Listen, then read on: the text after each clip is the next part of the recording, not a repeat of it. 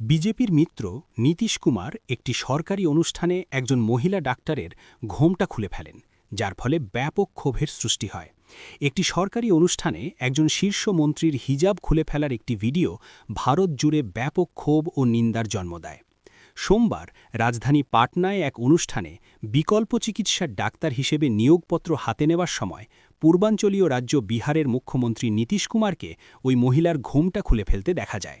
শীঘ্রই সোশ্যাল মিডিয়ায় ভাইরাল হওয়া একটি ভিডিওতে নীতিশ কুমার হাতে একটি সরকারি নথি ধরে এবং আরও কয়েকজন কর্মকর্তার সাথে ডাক্তারের পোশাকের দিকে ইঙ্গিত করে তাকে তা খুলে ফেলতে বলেন। তিনি প্রতিক্রিয়া জানাতে পারার আগেই নীতিশ কুমার তার হাত বাড়িয়ে তার হিজাব টেনে নামিয়ে দেন, তার মুখ উন্মুক্ত করে দেন, যখন তার পাশে দাঁড়িয়ে থাকা একজন মন্ত্রী তাকে থামানোর দুর্বল চেষ্টা করেন, যখন মঞ্চে উপস্থিত অন্যান্যরা হাসতে থাকে। ৭৪ বছর বয়সী কুমার গত ২ দশকের বেশিরভাগ সময় ধরে বিহারের মুখ্যমন্ত্রী ছিলেন। তিনি প্রধানমন্ত্রী নরেন্দ্র মোদীর ভারতীয় জনতা পার্টির বা বিজেপির ঘনিষ্ঠ মিত্র। গত মাসে তাদের জোট বিহার বিধানসভা নির্বাচনে জয়লাভ করে, যেখানে বিজেপি প্রথমবারের মতো একক বৃহত্তম দল হিসেবে আবির্ভূত হয়। ভিডিওটি প্রথম পোস্ট করা হয়েছিল নীতিশজি, হিন্দিতে জি শব্দটিকে সম্মানসূচক উপাধি বলা হয়। কি হয়েছে? তার মানসিক অবস্থার কি সম্পূর্ণ অবনতি হয়েছে, নাকি নীতিশ বাবু, হিন্দিতে আরেকটি সম্মানসূচক উপাধি, এখন ১০০% সঙ্গী হয়ে উঠেছে? আরজেডি তাদের পোস্টে জিজ্ঞাসা করেছিল। সাংঘি বলতে রাষ্ট্রীয় স্বয়ংসেবক সংঘের সাথে যুক্ত একজন ব্যক্তিকে বোঝায়, যা একটি ১০০ বছর পুরনো গোপন অতি ডানপন্থী সংগঠন, যার লক্ষ্য সাংবিধানিকভাবে ধর্মনিরপেক্ষ ভারতকে একটি জাতিগত হিন্দু রাষ্ট্রে পরিণত করা। মোদি এবং অন্যান্য বেশিরভাগ বিজেপি নেতা আরএসএসের আজীবন সদস্য, যা সংঘ পরিবার নামে পরিচিত, এর আদর্শিক উৎস, যা ছাত্রছায়ায় শত শত হিন্দু সংগঠন কাজ করছে।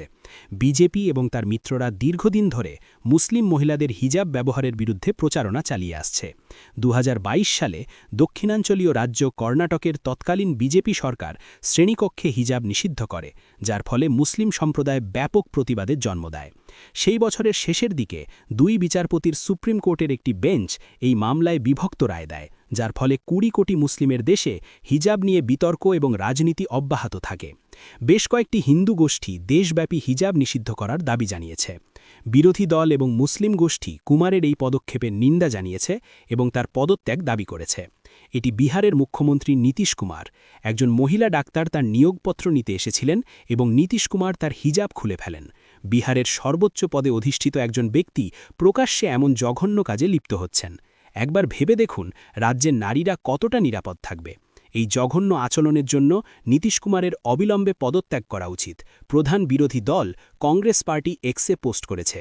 বুধবার মুসলিম এবং অন্যান্য অল্প সংখ্যকদের প্রতিনিধিত্বকারী রাজনৈতিক দল অল ইন্ডিয়া মজলিস-ই-ইত্তেহাদুল মুসলিমিনের সদস্যরা মুম্বাইতে একটি বিক্ষোভ করেছেন এবং কুমারের বিরুদ্ধে ফৌজদারি অভিযোগ দায়েরের দাবি করেছেন।